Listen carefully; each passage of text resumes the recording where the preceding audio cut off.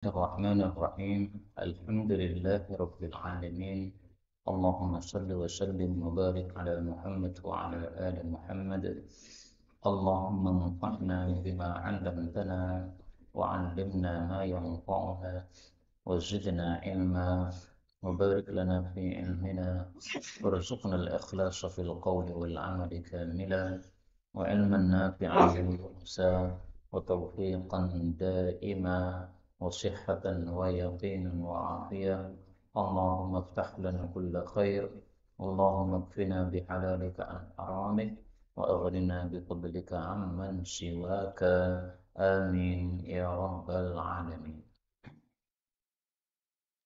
Alhamdulillah kaum muslimin rahimani wa rahimakumullah.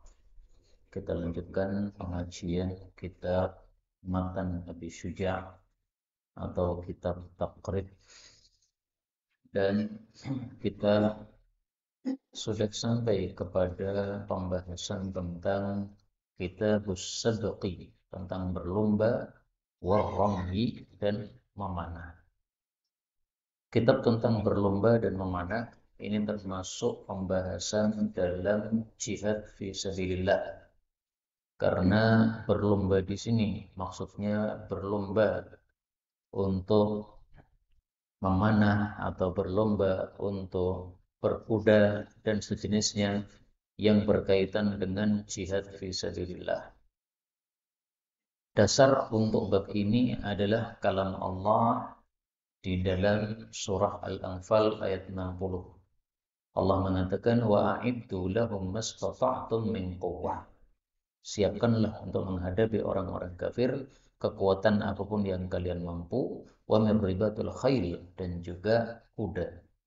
Maka lomba di sini bukan lomba-lomba yang tidak ada manfaatnya atau lomba-lomba yang sia-sia seperti rata-rata orang membuat lomba neker ditaruh di sendok kemudian berjalan tidak boleh nekernya jatuh, lomba makan kerupuk digantung dan sebagainya, bukan gitu. Tapi ini lomba yang ada nilai jihad fi sabilillah.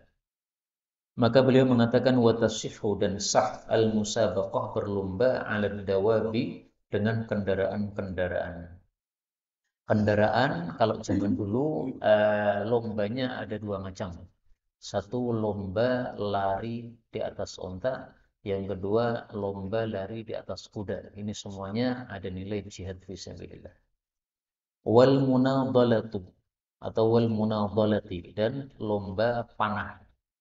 Jadi munadhalah itu lomba titis-titisan memanah. Yang paling titis anak panahnya pada sasaran, dialah yang menang. Boleh dengan syarat-syarat tertentu.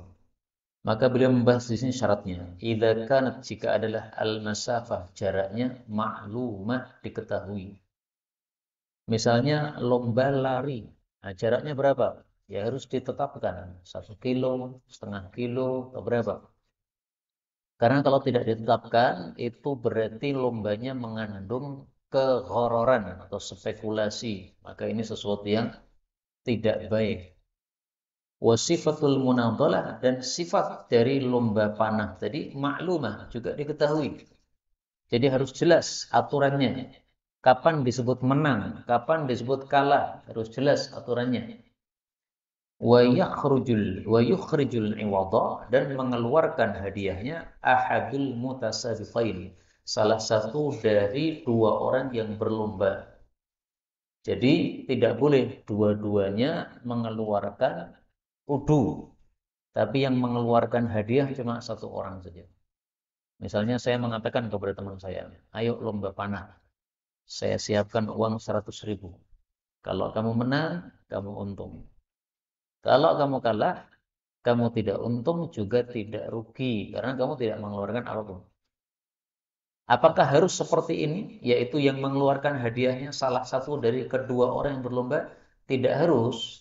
Yang penting adalah jangan dua-duanya mengeluarkan hadiah. Saya mengeluarkan 100.000, teman saya mengeluarkan 100.000. Yang menang ngambil. Nah, itu yang nggak boleh. Karena itu namanya judi. Judi itu apa? Spekulasi untung rugi. Kalau saya menang, saya untung. Karena saya mengeluarkan duit 100, kembalinya 200. Kalau saya kalah, saya rugi karena saya mengeluarkan 100 tapi tidak kembali sama sekali. Maka yang mengeluarkan hadiah tidak harus salah satu dari kedua peserta lomba. Boleh dari pihak yang ketiga. Sponsor boleh. Ini jadi mengadakan lomba gratis. Nggak ada uang pendaftaran. Kemudian hadiahnya diambil dari mana? Kalau tanpa uang pendaftaran, dari sponsor. Uang pendaftaran boleh, asalkan jangan diambil darinya untuk hadiah. Uang pendaftaran untuk snack misalnya, nggak ada masalah. Uang pendaftaran untuk para panitia, karena panitia mengatur-ngatur, kemudian menyiapkan tempat, ini butuh biaya. Maka biaya untuk mereka, membayar mereka, boleh. Tapi kalau dari uang pendaftaran diambilkan sebagiannya untuk hadiah, maka di sini terjadi spekulasi atau judi atau maisir atau qimar, nggak boleh. Maka beliau mengatakan di sini, hatta innahu idza sabaqa, sehingga kalau dia yang mengeluarkan hadiah tadi menang, istaraddahu, dia mengambil kembali hadiah yang dia siapkan. Wa in subiqa, kalau dia kalah, akhadahu sahibuhu, maka hadiah itu diambil oleh lawannya. Seperti ini boleh. Kenapa? Karena seperti ini seolah-olah hadiah bersyarat. Seolah-olah saya mengatakan kepada teman saya, ayo lomba kuda, kalau kamu menang saya kasih. Maka seolah-olah saya mengatakan, saya mau ngasih kamu dengan syarat kamu kalahkan saya. Nah, maka boleh memberi hadiah dengan cuma-cuma, boleh juga memberi hadiah dengan syarat. Saya kasih hadiah kamu, nak. Syaratnya kamu sholat ke masjid. Nah, boleh kayak begitu. Boleh juga kita kasih hadiah anak kita cuma-cuma. Tiba-tiba bawa sesuatu nih, hadiah untuk kamu anak-anak. Boleh. Tapi bersyarat juga boleh. Nah, seperti ini adalah hadiah bersyarat. Tidak ada masalah sama sekali. Kemudian, wa in akhrajahu ma'an. Kalau kedua yang lomba tadi sama-sama mengeluarkan hadiah, lam yajuz, maka tidak boleh. Kenapa tidak boleh? Tadi judi. Dan dalilnya judi sudah jelas dalam Al-Quran. Allah Subhanahu wa taala mengatakan, "Qul fihima ithmun katsirun wa manafi'u linnas." Katakanlah di dalam keduanya itu ada dosa yang banyak atau yang besar. Katsirun atau kabirun dua qiraat. Yas'alunaka, mereka bertanya kepada engkau, 'anil khamri, tentang minuman keras, wal maisir, dan judi. Nah, Allah menjawab, ithmun katsirun. Judi itu dosanya besar. Jadi bukan dosa kecil judi itu, tidak boleh. Maka anak-anak kita jangan dilatih untuk berjudi. Seperti misalnya ke tempat yang satu kotak ada isi apa boneka-boneka macam-macam. Kita kemudian beli koin, koinnya harga 1.000 nih. Nah, kemudian bayar dengan koin tadi, maka ada semacam gantungan untuk mengambil boneka tadi. Kalau untung dapat boneka besar, harganya boneka 5.000, padahal koinnya cuma 1.000. Nah, jadi untung. Tapi kalau nggak dapat apa-apa, jadi rugi. Karena sudah beli koin 1.000 tapi nggak dapat apa-apa. Ini judi hakikatnya seperti ini. Maka kalau ada jual beli semacam itu, hendaklah yang buat itu kita ingatkan. Pak, seperti ini judi, Pak. Nggak boleh, Pak. Ini melatih anak-anak berjudi, nggak boleh. Secara hukum Islam seperti ini, jual belinya tidak sah. Beliau mengatakan illa, kecuali ayyudkhila, kalau keduanya memasukkan bainahuma, di antara dua orang tadi, muhallilan, orang ketiga yang menyebabkan halal. Bagaimana caranya? Fa in sabaqa, kalau orang ketiga itu menang, akhadhal iwad, dia yang mengambil hadiah tadi. Wa in subiqa, tapi kalau dia yang ketiga tadi kalah, lam yaghram, maka dia tidak membayar atau tidak didenda. Jadi maksudnya gini, saya sama teman saya, masing-masing mengeluarkan duit 100.000, 100.000. Itu kan judi toh, Pak? Nah, supaya tidak judi gimana? Ambil orang ketiga. Tapi orang ketiga ini jangan mengeluarkan apa-apa. Orang ketiga ini kita ajak untuk ikut lomba supaya lombanya jadi halal yang asalnya haram tadi. Jadi aturan mainnya gimana? Ayo kamu ikut lomba bersama kita, kamu nggak usah mengeluarkan apapun. Hadiah sudah kita siapkan. Maka kalau orang ketiga tadi ternyata menang, ya sudah, berarti 200.000 yang terkumpul menjadi milik dia. Seolah-olah kita hadiahi orang ketiga tadi dengan syarat, hai orang ketiga, silahkan kamu ikut lomba bersama kami kasih hadiah, tapi syaratnya ngalahkan kami. Boleh. Terus kalau dia kalah gimana? Ya kalau dia kalah dia nggak nanggung apa-apa. Kalau dia kalah kemudian harus bayar kepada kita, maka itu judi juga sama. Karena ada spekulasi untung rugi tadi. Nah, sehingga 3 orang ini, kalau saya yang menang, saya ngambil 200.000. Kalau B yang menang, dia ngambil 200.000. Kalau C yang menang, maka dia yang mengambil. Tapi memang ini masalah khilafiyah. Sebagian ulama mengatakan tetap tidak boleh. Karena masih ada unsur untung rugi tadi. Saya mengeluarkan 100 kan. Uang teman saya juga mengeluarkan 100 kan. Kemudian orang ketiga tidak mengeluarkan. Kalau yang menang mereka, memang kita sudah niatkan untuk kasih hadiah dia. Orang ketiga menang berarti kita memang sudah niatkan untuk kasih hadiah. Kalau mereka kalah, kalau dia kalah, sementara yang menang adalah salah satu dari kami berdua, ya berarti sama saja dong. Saya mengeluarkan 100, dapat 200. Supaya halal gimana? Ya aturan mainnya diubah.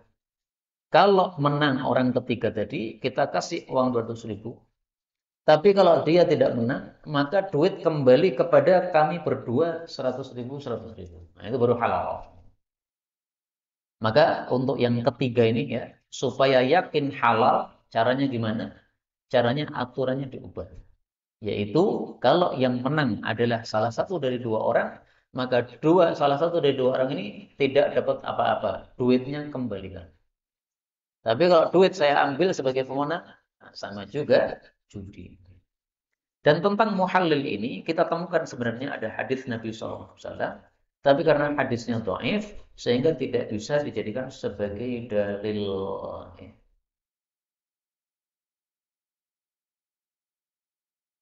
Kita lihat hadisnya dari Abu Hurairah bahwa Nabi SAW berkata, "Man adkhala farasan baina farasaini," siapa yang memasukkan kuda yang ketiga di antara 2 orang yang berlomba kuda, wa huwa la ya'manu ayyusbaq, sementara dia tidak merasa aman orang yang ketiga ini untuk kalah, fala ba'sa bihi, maka boleh. Fa in amina, tapi kalau dia merasa aman, fahuwa timar, maka itu sama juga judi. Hadis ini derajatnya dhaif. Jadi maksudnya gini, kalau kita mengambil orang yang ketiga tadi, hendaklah level kudanya sama dengan level kuda kita. Sehingga betul-betul lomba. Ada kemungkinan dia menang, ada kemungkinan kita menang. Karena kudanya selevel. Tapi kalau kudanya tidak selevel, jadi kuda saya kuda bagus, kuda teman saya juga kuda bagus. Masing-masing kita mengeluarkan 100.000, 100.000. Kemudian kita tarik orang yang ketiga, supaya jadi halal, tapi kudanya kuda jelek kan. Yang pasti kalau lomba sama kita pasti kalah. Nah itu nggak ada gunanya kayak begitu. Karena dia ikut pun tidak mungkin menang, karena kudanya jelek. Kalau kuda dia selevel dengan kami berdua, maka menjadi halal tadi menurut pendapat yang menghalalkan. Tapi sekali lagi, ini hadisnya derajatnya dhaif, sehingga tidak bisa dijadikan sebagai dalil. Maka pelajaran yang dapat kita ambil, hendaklah tidak melakukan hal tersebut, supaya berhati-hati. Kita lanjutkan bab berikutnya. Kitabul Aimani wan Nudur. Kitab tentang sumpah-sumpah dan nadar-nadar. Jadi di sini akan membahas 2 masalah. Yang pertama sumpah, yang kedua nadar. Beliau mengatakan, layan aqidu, tidak terjadi al-yaminu, sumpah itu illa billahi ta'ala, kecuali dengan nama Allah Ta'ala. Jadi seseorang mengatakan demi Allah, itu sumpahnya sah. Tapi kalau seseorang mengatakan demi batu, ini sumpahnya tidak sah. Seolah-olah tidak ada sumpah sama sekali. Demi Nabi Muhammad, sumpahnya tidak sah. Karena selain Allah Subhanahu wa Ta'ala. Au bismin min asma'i, atau dengan salah satu dari nama-nama Allah. Demi Ar-Rahman, demi Ar-Rahim, demi Al-Malik, nama-nama Allah. Seperti Nabi bersumpah demi Muqallibal Qulub, karena Allah itu dipanggil dengan Muqallibal Qulub. Au sifatin min sifati dzati, atau dengan satu sifat dari sifat-sifat Allah. Misalnya bi izzatillah, demi keagungan Allah, demi keesaan Allah, demi kemahakuasaan Allah Subhanahu wa taala. Nah, sifat-sifat zat Allah seperti itu boleh untuk sumpah. Maka ringkasnya, sumpah itu hanya boleh dengan salah satu dari tiga. Allah, atau nama Allah, atau sifat Allah. Boleh diringkas jadi dua ya.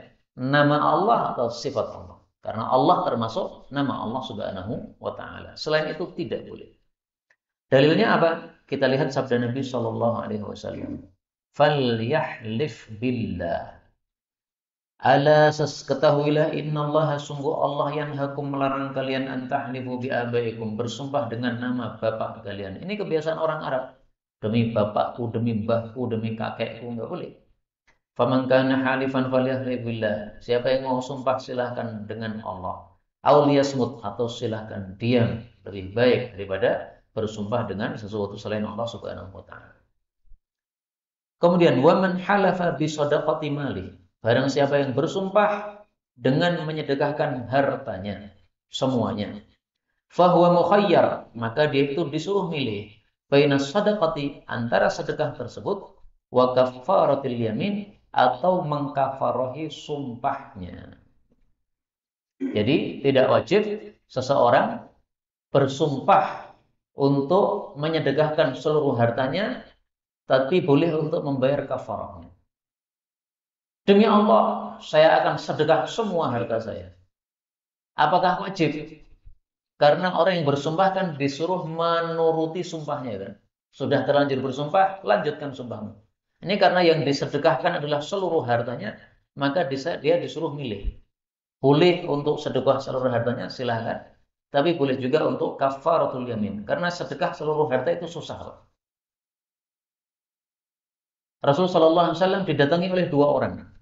Satu Abu Bakar As-Siddiq. Ya Rasulullah, ini saya sedekah harta saya. Semuanya. Jadi anggaplah dia punya uang 10 juta. 10 juta semuanya dikasihkan.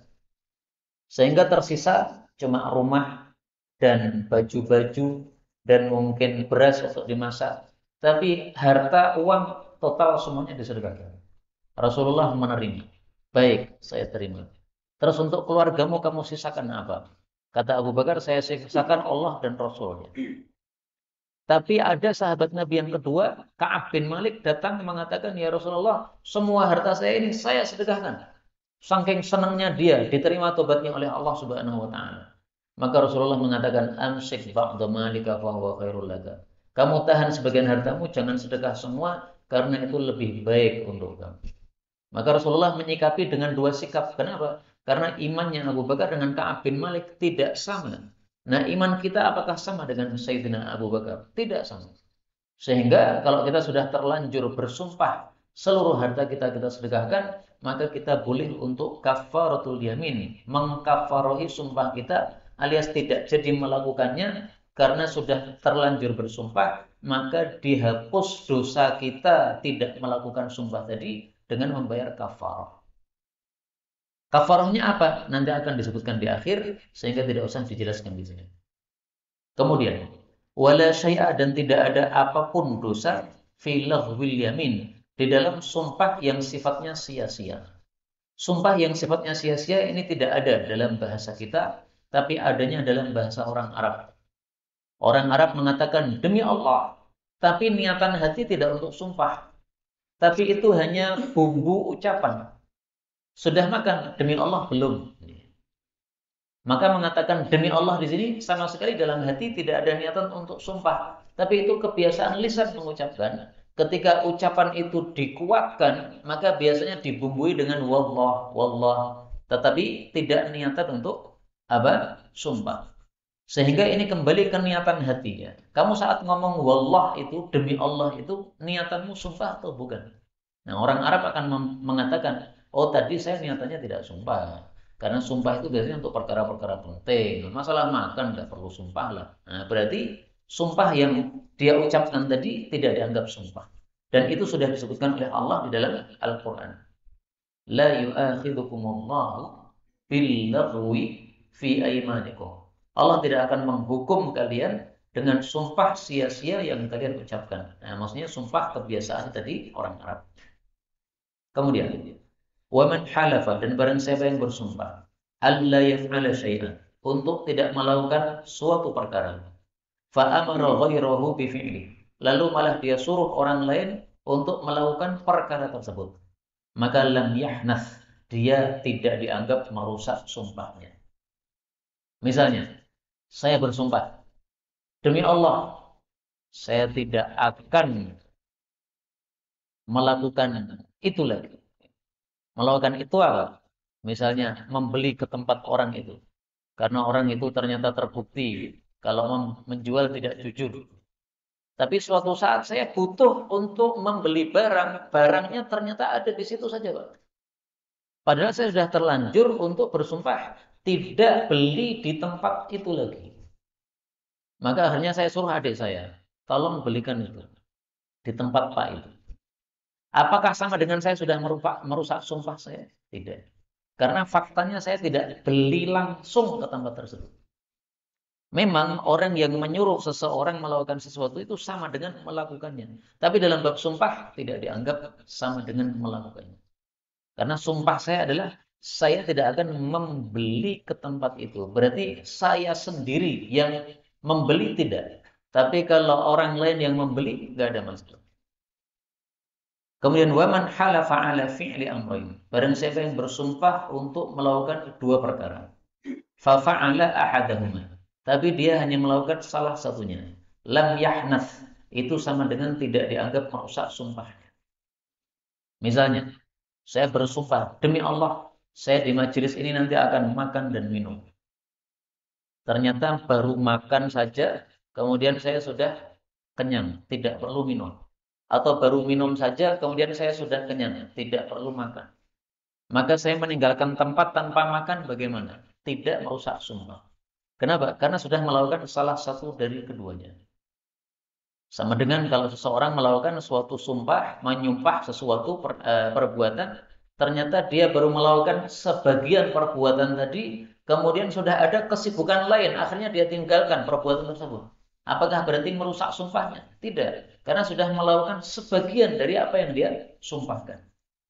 Ini mungkin jarang ya kita lakukan seperti ini, tapi fikih tidak ada masalah kita pelajari. Kalau ada permasalahan nanti ilmu ini akan berguna. Sekarang beliau membahas kafaratul yamin. Apa kafarahnya sumpah? Kafarah itu penghapus dosa. Maksudnya kalau kita sudah terlanjur bersumpah, tapi tidak melakukan sumpah kita. Gimana itu? Nah, dilakukan kafarah, penghapus dosa. Yaitu huwa mukhayyarun fiha baina thalathati asya. Dia disuruh memilih salah satu dari tiga kafarah. Pertama, itqu raqabatin mu'minah, memerdekakan budak yang beriman.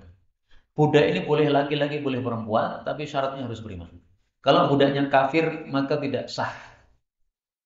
Dalilnya apa? Dalam Al-Quran Allah mengatakan, fakaffaratuhu, maka kafarahnya adalah surat Al-Maidah ayat 89. Maka kafarahnya adalah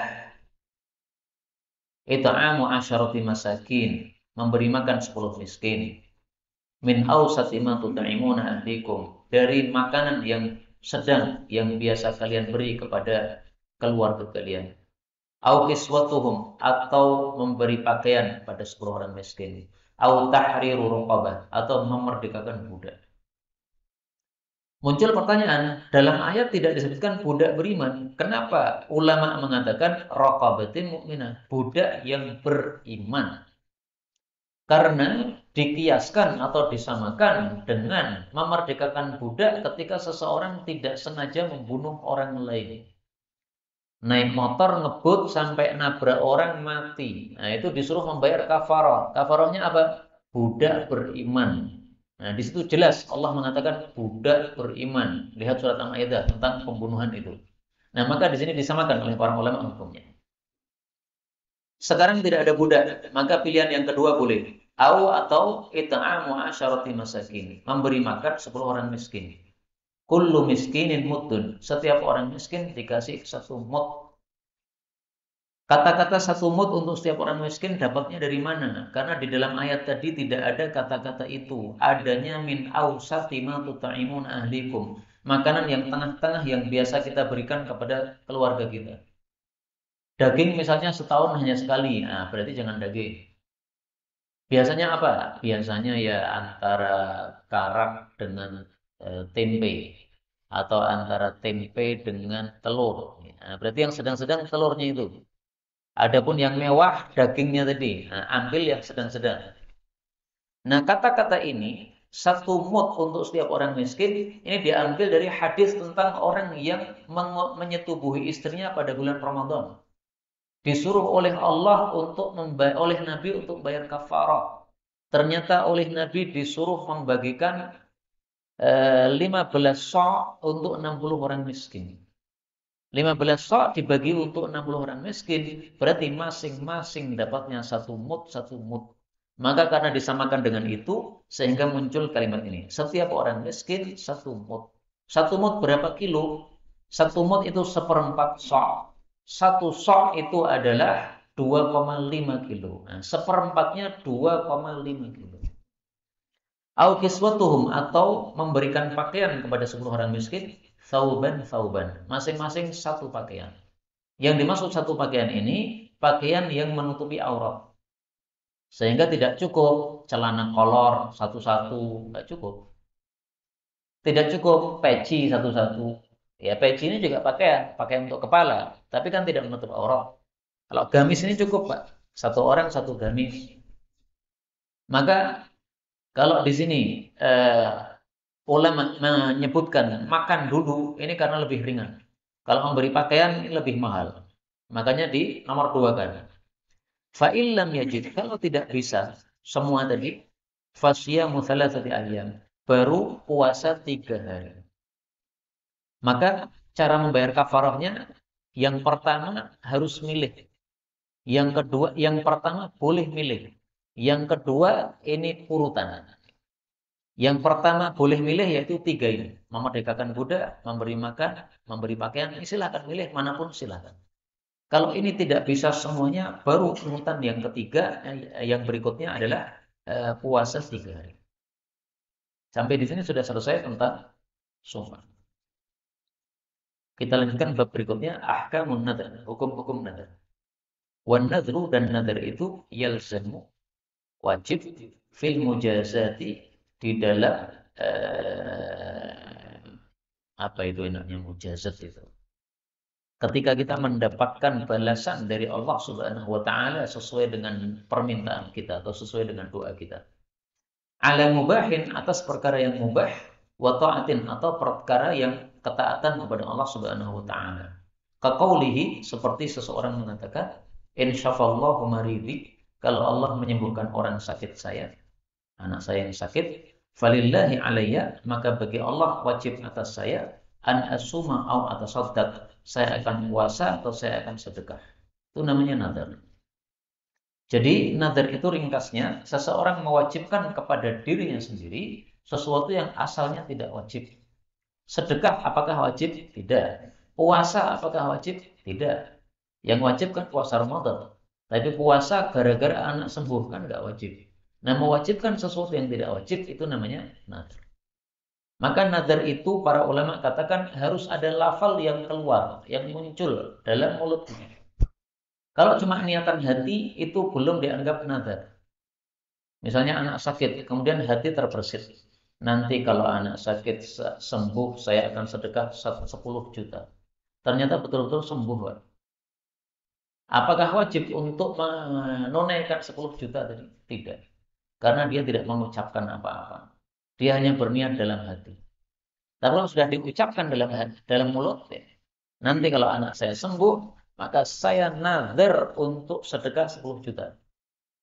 Perkataan yang muncul tidak harus kata-kata nazar. Yang penting perkataan yang darinya dipaham bahwa engkau mewajibkan untuk dirimu sendiri.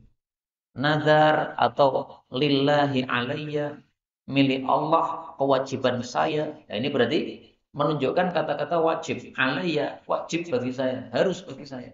Di sini nggak ada kata-kata nadar, tapi ada kalimat yang menunjukkan mewajibkan untuk diri sendiri. Dia ingin membalas apa yang sudah diberikan oleh Allah Subhanahu wa taala. Allah berikan kesembuhan untuk anak saya, maka saya balas berbuat baik sama Allah, yaitu bersedekah atau saya berpuasa, melakukan ketaatan kepada Allah Subhanahu wa taala. Boleh juga isinya adalah sesuatu yang mubah, sesuatu yang boleh. Sesuatu yang boleh misalnya bukan suatu amalan ibadah puasa atau bersedekah, tapi misalnya apa namanya seseorang bernazar akan olahraga setiap hari kalau misalnya sembuh dari penyakit ini. Nah, olahraga setiap hari ini bukan amalan ketaatan, tapi amalan mubah. Boleh nggak dinadarkan begitu? Boleh. Meskipun khilafiyat ya, tapi menurut penulis ini boleh. Karena itu perkara yang mubah. Ini saya sakit gara-gara kurang olahraga ini. Kalau saya nanti sembuh, maka saya nazar setiap pagi 1 jam saya olahraga. Nah, itu berarti mewajibkan sesuatu yang tidak wajib, yang hukum asalnya adalah mubah. Boleh seperti itu. Wa yalzamuhu min dalika, dan wajib bagi dia dari nazarnya tadi ma yaqa'u alaihil ism, sesuatu yang sudah benar untuk disebut dengan nama tadi. Kalau dia nazarnya puasa, ya sudah sah disebut puasa. Kalau dia nazarnya sedekah, sudah sah disebut sedekah. Misalnya, ada orang miskin kita kasih 5.000, disebut sedekah tidak itu? Orang mengatakan itu sedekah. Nah, berarti sudah sah. Ada orang miskin kita kasih 1 kotak nasi bungkus. Disebut sedekah atau tidak itu? Disebut sedekah. Berarti sudah sah. Karena kita bernadarnya saya akan sedekah. Maka sedekah apapun, pokoknya yang sudah disebut sedekah, sudah sah. Puasa juga begitu. Puasa hari Senin. Sudah sah tidak itu? Sudah sah. Karena puasa hari Senin disebut puasa. Tapi kalau kosong beduk, nah itu tidak sah. Karena kosong beduk itu tidak disebut puasa. Itu hanya latihan puasa. Puasa itu dari pagi sampai maghrib. Nah, itu baru puasa. Maka kalau kita sudah puasa meskipun hanya 1 hari, sudah menyelesaikan nazar. Kecuali kalau nazarnya menyebut angka. Kalau saya sembuh, saya puasa 1 bulan. Nah, itu wajib 1 bulan. Tapi kalau kita tidak menyebutkan angka, saya nazar puasa, maka puasa 1 hari sudah sah. Kenapa? Karena sudah yaqa'u alaihil ism. Sudah disebut dengan nama puasa. Kemudian wala nadhra, dan tidak ada nadar fi maksiatin, di dalam perkara maksiat. Kaqaulih, seperti seseorang mengatakan, in qataltu fulanan, kalau saya berhasil membunuh seseorang, falillahi alayya kada, maka saya bernadar akan melakukan ini. Nah, ini enggak boleh begitu. Karena membunuh itu adalah maksiat. Kalau saya berhasil memukul orang itu, kalau saya berhasil mengeprank orang itu, maka saya bernadar akan melakukan ini. Tidak boleh. Terus kalau dia nekat gimana? Kalau dia nekat dosa, nekat membunuh, dosa. Terus karena sudah terlanjur bernadar gimana? Nah, di sini muncul perselisihan pendapat para ulama. Apakah nadar maksiat itu sah atau tidak? Zahir kalimatnya penulis ini, wala nadhra, dan tidak ada nadar, maksudnya tidak sah nadarnya. Kalau tidak sah nadarnya berarti apa? Tidak membayar kafarah. Pendapat yang saya pilih, orang yang bernadar meskipun nadarnya maksiat, tetap dia wajib membayar kafarah. Kenapa? Ada hadis menyebutkan hal itu. Mari kita lihat. Rasulullah Shallallahu Alaihi Wasallam bersabda,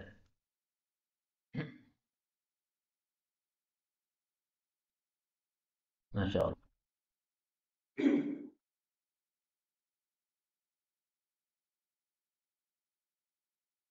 Man nadhara nadhran, barang siapa yang menadarkan satu perkara, lam yusami, tapi tidak disebutkan. Fakaffaratu kaffaratu yamin. Maka caranya dibayar kafarah seperti kafarah sumpah. Wa man nadhara nadhran fi maksiyah, nadhar maksiat. Fakaffaratuhu kaffaratu yamin. Kafarahnya seperti kafarah sumpah. Wa isnaduhu sahih. Sanad hadis ini sahih riwayat Abu Dawud. Illa annal hufat rajjahu waqfahu. Tapi memang para ulama ahli para ulama hafidh mereka itu menguatkan bahwa ini bukan sabda Nabi, tapi ini hanya perkataan Ibnu Abbas. Makanya muncul perbedaan pendapat dari para ulama, apakah orang yang bernadar maksiat itu wajib membayar kafarah atau tidak. Nah, untuk kehati-hatian dibayar kafarah saja. Karena adanya perselisihan pendapat dari para ulama ini. Kalau benar pendapat yang mengatakan wajib bayar kafarah, kita tidak bayar kafarah, jadi utang. Makanya bayar kafarah saja. Kemudian wala yalzam, dan tidak wajib bagi dia ala tarki mubah, bernadar meninggalkan sesuatu yang mubah. Kaqaulihi, seperti dia mengatakan, La akulu lahman, saya bernadar tidak akan makan daging. Wala ashrabu labanan, saya tidak akan minum susu. Wa ma asbaha dzalik, dan apapun yang semisal itu. Jadi perkataan seperti ini tidak wajib untuk dia lakukan. Kenapa? Karena sama dengan kita mengharamkan sesuatu yang Allah halalkan. Orang mengatakan saya tidak akan memakan daging, padahal daging halal. Berarti sudah mengharamkan sesuatu yang Allah halalkan. Allah menegur hal itu dalam Al-Quran. Ya ayyuhan nabiyyu lima tuharrimu ma ahallallahu lak. Wahai Nabi, kenapa kau mengharamkan sesuatu yang Allah halalkan untuk kamu? Nah, maka tidak boleh seperti itu. Sehingga kalau sudah terlanjur bernazar seperti itu bagaimana? Nah, maka nazarnya tidak berlaku. Silahkan dia tetap memakan daging. Tapi karena sudah terlanjur bernazar, silahkan dibayar kafarah. Inilah yang dapat kita pelajari pada pertemuan kali ini. Ada 3 pembahasan pada malam ini. Yang pertama tentang lomba. Boleh pakai hadiah, tapi ada syarat-syaratnya. Kemudian yang kedua tentang sumpah. Hanya boleh dengan nama atau sifat Allah. Kemudian yang ketiga tentang nazar. Nazar itu ada yang boleh, ada yang tidak boleh. Sebagai penutup, hukum asli nazar apa? Hukum asli nazar dibagi 2. Kalau nazarnya ada nazar yang mu'allaq, yang terikat, maka hukum asalnya adalah makruh. Kalau nazarnya tidak terikat, maka hukum asalnya adalah mubah. Misalnya seseorang mengatakan, kalau saya sembuh, saya akan sedekah. Ini namanya nazar yang terikat. Terikat dengan apa? Dengan kesembuhan. Kalau sembuh sedekah, kalau tidak sembuh tidak sedekah. Ini namanya makruh seperti ini hukumnya. Kenapa? Karena berarti dia pelit. Rasulullah Shallallahu Alaihi Wasallam bersabda, la ya'ti bi khairin. Nazar itu sama sekali tidak bisa mendatangkan kebaikan. Innama yustakhraju bihi minal bakhil. Nazar itu hanya menyebabkan orang bakhil jadi beramal. Orang bakhil jadi sedekah. Orang yang bakhil puasa jadi puasa. Orang yang bakhil sedekah jadi sedekah. Tapi kalau nazar yang tidak terikat, maka tidak termasuk bakhil ini. Misalnya seseorang supaya dirinya itu semangat beramal, dia mengatakan, saya bernazar mulai malam ini saya akan tahajud 1 jam setiap malam. Tidak ada kaitan apa-apa. Nah, kenapa dia nazarkan? Supaya ada semangat. Karena nazar itu wajib dilakukan. Sehingga setiap dia bangun jam 3 dia teringat, wah saya sudah terlanjur nazar, saya harus bangun nih. Karena kalau saya bangun setengah 4 tidak akan bisa tahajud 1 jam. Akhirnya dia bangun terpaksa bangun jam 3. Supaya tahajudnya betul-betul 1 jam. Nah seperti ini tidak makruh. Tapi wajib ditunaikan. Kalau tidak ditunaikan dosa. Allah memuji orang-orang yang menunaikan nazar. Yufuna bin nadri. Mereka orang-orang baik itu menunaikan nazar-nazar mereka. Kenapa? Yakhafuna yawman kana syarruhu mustatira. Karena takut terhadap hari kiamat. Inilah yang dapat kita sampaikan betul dari Allah. Kalau ada salahnya, fa astaghfirullahaladzim li wa lakum walhamdulillahirabbil alamin.